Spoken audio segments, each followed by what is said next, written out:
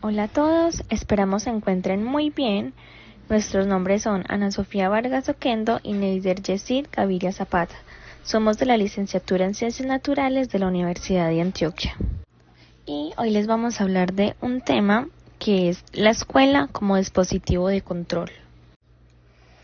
Hablar de la escuela como dispositivo de control no es hablar únicamente de castigos, normas o reglas, es hablar de cómo la escuela moldea, casi sin que nos demos cuenta, la manera en que pensamos, sentimos, nos comportamos y hasta la forma en que proyectamos nuestro futuro.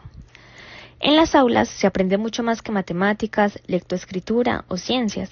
También aprendemos cómo sentarnos, cómo hablar y qué comportamientos son aceptables, qué conocimientos valen y cuáles no. Y detrás de todo esto, como lo proponen autores como Popkewitz y Apple, opera un entramado de prácticas que producen sujetos, identidades y jerarquías. La escuela no solo transmite contenidos, produce formas de vida. Allí, los maestros, sin proponérselo, se convierten en modelos de referencia. Los currículos deciden qué saberes son legítimos y una serie de normas invisibles definen lo que significa ser un buen estudiante. Por eso hoy queremos mostrar cómo la escuela funciona como un dispositivo de control, un espacio donde se organizan saberes, se moldean subjetividades y se naturalizan ciertas maneras de ser, pero también un espacio donde ese control puede cuestionarse, resistirse y transformarse, porque en última instancia entender estos mecanismos nos permite pensar en una escuela más justa, más humana y más crítica. Ahora bien, para entender este control, vamos a hablar de Popkewitz y él nos habla de los sistemas de razón. Él explica que la escuela no solo transmite información, sino que también organiza lo que es posible pensar, decir o hacer. Estos sistemas de razón son como unas reglas invisibles que definen lo aceptable y lo inaceptable, lo correcto y lo incorrecto dentro de la cultura escolar.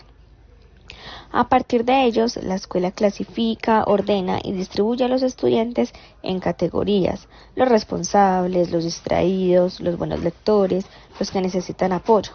Y esas categorías no solo describen, sino que también construyen identidades. Popkewitz también plantea que la escuela es un campo discursivo. Esto significa que no solo enseña contenidos, sino que fabrica subjetividades a través de rutinas, evaluaciones, normas y discursos. Los estudiantes aprenden quiénes deben ser para encajar, cómo hablar, cómo comportarse, qué esperar hacer. En este punto lo podemos relacionar con Foucault, que dice que la escuela no ejerce poder reprimiendo, sino produciendo sujetos. Produce al niño ideal, al estudiante normal, al buen ciudadano, y al producir estos modelos también produce sus contracaras, quienes no encajan, quienes son etiquetados como problema, como déficit o como falta.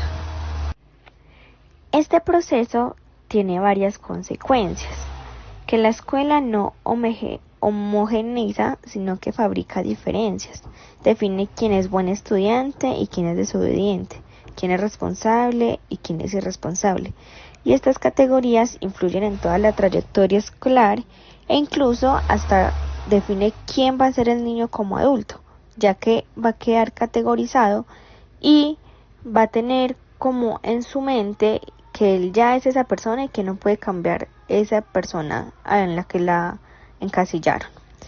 Y que gran parte de este control opera desde el currículum oculto. Esas reglas no escritas que enseñan obediencia, puntualidad, competencias, autocontrol y adaptación. En resumen, Popkewitz nos invita a ver la escuela como una institución profundamente política que produce formas de ser y de pensar, incluso cuando parece simplemente enseñar contenidos.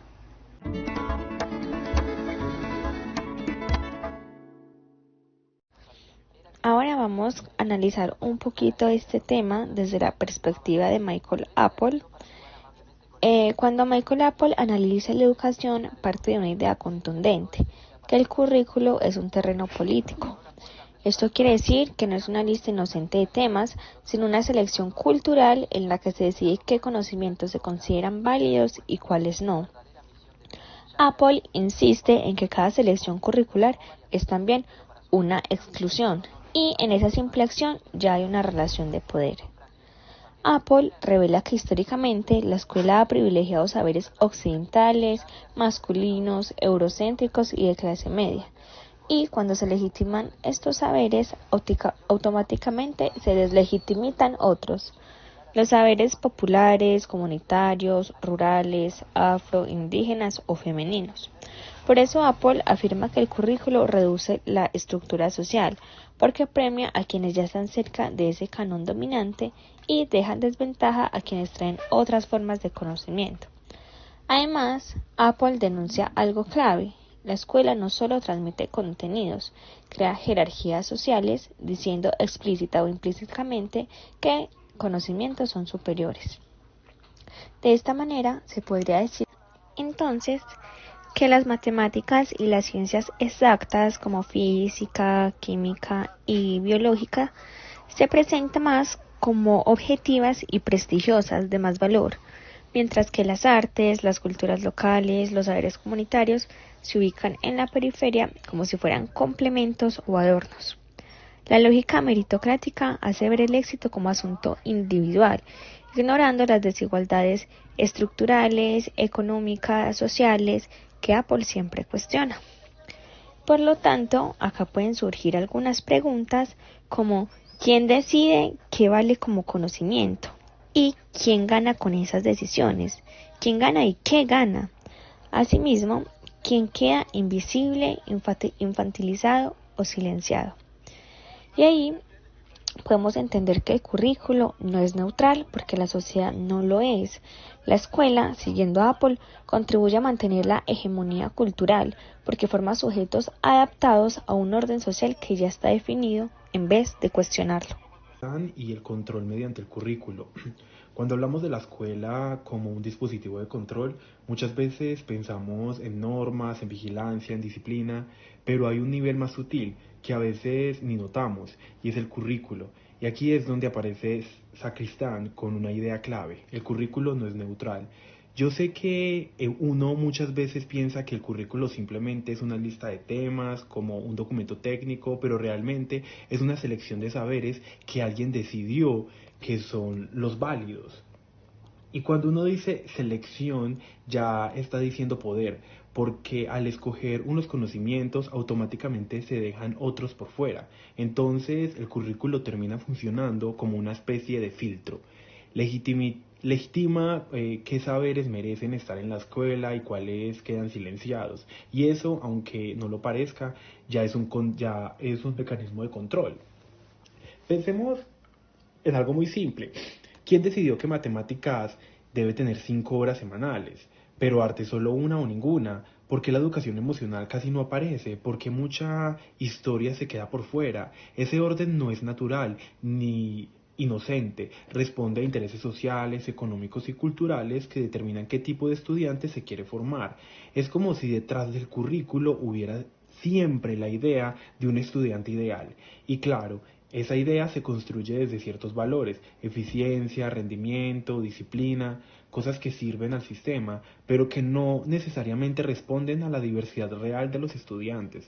Sacristán dice que la escuela controla a través de 3 decisiones que parecen muy normales: qué se enseña, cómo se enseña y cómo se evalúa. Y cuando uno las mira juntas, entiende cómo se controla la experiencia educativa completa. No solo es el contenido, es la metodología y la evaluación.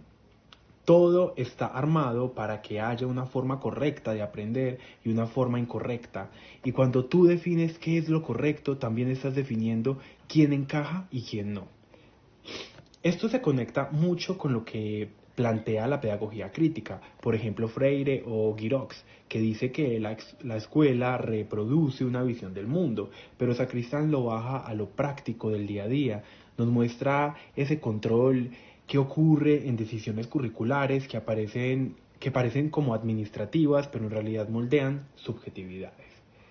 Volviendo al ejemplo, cuando la escuela le da muy poco espacio al arte, casi que el mensaje que se envía es: esto no es importante, esto no te va a servir, pero si la ciencia y la matemática ocupan casi todo el horario, el sistema nos está diciendo que tipo de ciudadano debemos ser y qué conocimientos son los útiles para la sociedad. Entonces el currículo, que supuestamente solo organiza contenidos, en realidad está organizando la manera de pensar y de actuar.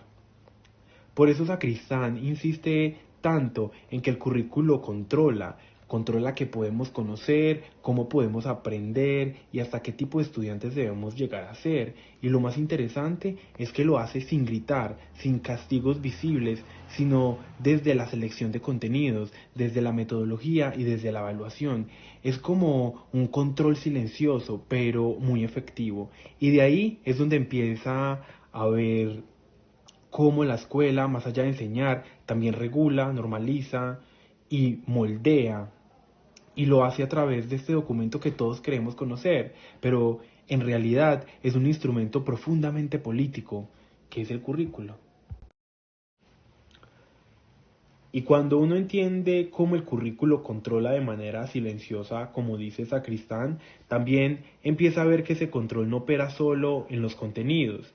Y ahí es donde aparece Basil Bernstein, que nos invita a mirar algo que normalmente pasamos por alto, la comunicación en la escuela. Es decir, no solo qué se enseña, sino cómo se habla dentro del aula y quién puede hablar. Bernstein dice que la escuela clasifica y enmarca. La clasificación es una división estricta de saberes, matemáticas por aquí, ciencias por allá, lenguaje por otro lado. Esa separación no es casual. También ordena jerarquías, lo que se considera más serio o más valioso. Es como si la escuela dijera, este conocimiento va en este cajón y no puede mezclarse con los otros. Pero lo más importante es la enmarcación. La enmarcación son las reglas invisibles que organizan la comunicación escolar. ¿Quién tiene el derecho a hablar primero? ¿Cuándo se puede intervenir? ¿Qué tono usar? ¿Qué tipo de respuesta se considera correcta? Piense en algo tan básico como levantar la mano. Parece una norma pequeña, pero regula quién puede entrar al espacio discursivo y quién debe esperar. Y aquí Bernstein introduce un punto clave: los códigos lingüísticos. La escuela privilegia un tipo de lenguaje muy formal, muy elaborado, casi que académico. Y cuando llegan desde familias que ya dominan este código, entran con una enorme ventaja, no porque sean más inteligentes, sino porque ya hablan el lenguaje que la escuela valora. En cambio, quienes manejan un código más cotidiano o más contextual deben hacer un doble esfuerzo, aprender el contenido y además aprender el modo escolar de hablar. Eso genera desigualdades silenciosas. Estudiantes igual que capaces pueden tener trayectorias totalmente distintas solo por la manera en la que la escuela valora ciertos modos de expresarse. Entonces, al final, Bernstein nos muestra que la escuela no controla el conocimiento, sino que también la voz. Controla cómo se participa, cómo se comunica y quién puede ser escuchado dentro del espacio escolar. Es un tipo de control mucho más profundo porque no se nota a simple vista, pero define quién se siente dentro, quién se siente fuera y cómo aprendemos a movernos en el mundo escolar. Y todo esto que explica Bernstein sobre los códigos y la comunicación suena muy teórico, pero cuando uno mira la escuela en lo cotidiano se da cuenta que ese control está en todas partes. Por ejemplo, algo tan simple como el timbre decide cuándo movernos, comer o descansar. Parece un detalle, pero regula totalmente el ritmo del cuerpo. Lo mismo pasa con las filas, los uniformes y hasta los permisos para hablar. Antes de participar hay que levantar la mano, antes de moverse hay que pedir permiso. El uniforme define cómo debemos vernos para encajar. Son pequeñas reglas que moldean comportamientos y formas de estar en la escuela. Incluso los boletines y las notas funcionan como un control simbólico. No solo miden conocimientos, sino que clasifican a los estudiantes, creando etiquetas como bueno, regular o problemático.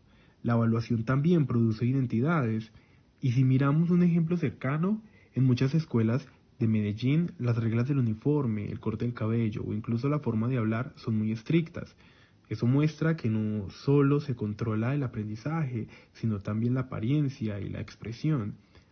Incluso cuando la escuela intenta abrir espacios culturales, como en algunas experiencias afrocolombianas donde se promueven tradiciones, música o historia propia, sigue existiendo un control claro sobre la asistencia, la puntualidad, la conducta y los horarios. Es decir, se reconoce la cultura, pero dentro de marcos muy rígidos. En últimas, todos estos ejemplos muestran que lo que decían Sacristán y Bernstein se vive en lo cotidiano.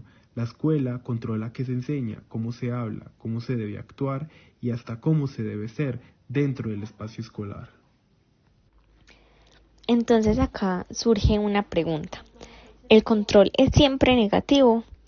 Pues esta pregunta no es sencilla de responder, no basta con decir a veces sí y a veces no. Tenemos que analizar qué tipo de control, cómo se ejerce, quién lo ejerce y con qué propósito. La escuela siempre controla, incluso cuando pretende ser flexible o democrática.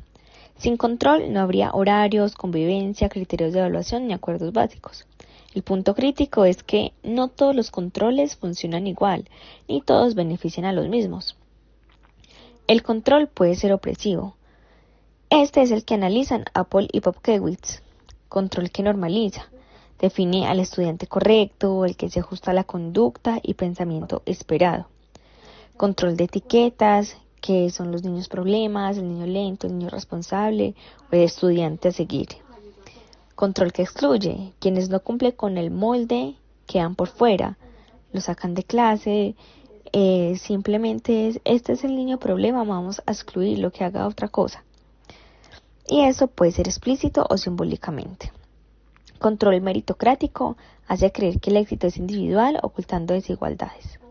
Este tipo de control no solo regula el comportamiento, sino las aspiraciones, las voces y la identidad. Es silencioso y efectivo porque los mismos estudiantes terminan autocontrolándose, interiorizando lo que la escuela considera valioso o vergonzoso. El control puede ser necesario, pero existe también un control que estructura y protege. Este evita violencias, garantiza convivencia, ofrece dirección cuando los estudiantes aún no tienen autonomía plena, cuida la formación ética y ciudadana. Este control no es para domesticar, sino para acompañar y orientar. Y el control también puede ser emancipador. El control se puede usar para resistir, no solo para someter. Por ejemplo, si se incluye la afrocolombianidad en el currículo, es una forma de control que rompe con la hegemonía blanca occidental. Incluir todo lo que tiene que ver con el arte, con las danzas, con la música, es un control que redistribuye la legitimidad cultural. También enseñar pensamiento crítico es un control que invita a cuestionarse el control tradicional. Si se enseña un pensamiento crítico, ellos van a poder tomar decisiones que se salen de ese control que se está teniendo sobre ellos. Es decir, la escuela puede regular para abrir posibilidades, no para cerrarlas. Entonces, la pregunta no ¿es malo controlar?, sino ¿qué tipo de sujetos está produciendo ese control? ¿El control libera o limita o a quién beneficia? Si el control hace que los estudiantes piensen, cuestionen y conozcan su cultura, es emancipador. Si el control hace que repitan, obedezcan y se ajustan a lo que otros dictan, es opresivo. Bueno, y después de todo esto, uno entiende que la escuela es mucho más que un lugar de aprender contenidos, es un espacio donde se forman maneras de pensar, de hablar, de comportarse y hasta de vernos a nosotros mismos. Y claro, ahí también aparecen esos mecanismos de control, reglas, tiempos, lenguajes, evaluaciones, cosas que a veces parecen normales, pero que moldean profundamente la experiencia escolar. Pero creo que lo importante no es quedarse solo en una mirada negativa, como si la escuela fuera únicamente una máquina de control. También es un espacio de encuentro, de reflexión y de posibilidad. Si logramos reconocer estos mecanismos, si los hacemos visibles, también podemos transformarlos, podemos pensar en currículos más abiertos, más diversos, en maneras de hablar que incluyan otras voces, en ambientes donde los estudiantes no solo sigan las reglas, sino que entienda y participe en la construcción de ellas. En últimas, entender la escuela como un dispositivo de control no es para señalarla con el dedo, sino para cuestionarla y sobre todo para imaginarla de otra forma, porque si algo demuestra la historia de la educación es que la escuela puede cambiar y cuando cambia también cambia la forma en que nos pensamos a nosotros mismos, así que el reto está justamente ahí, en reconocer estos controles, pero también en abrir espacios para que la escuela sea un lugar más humano, más crítico y más liberador.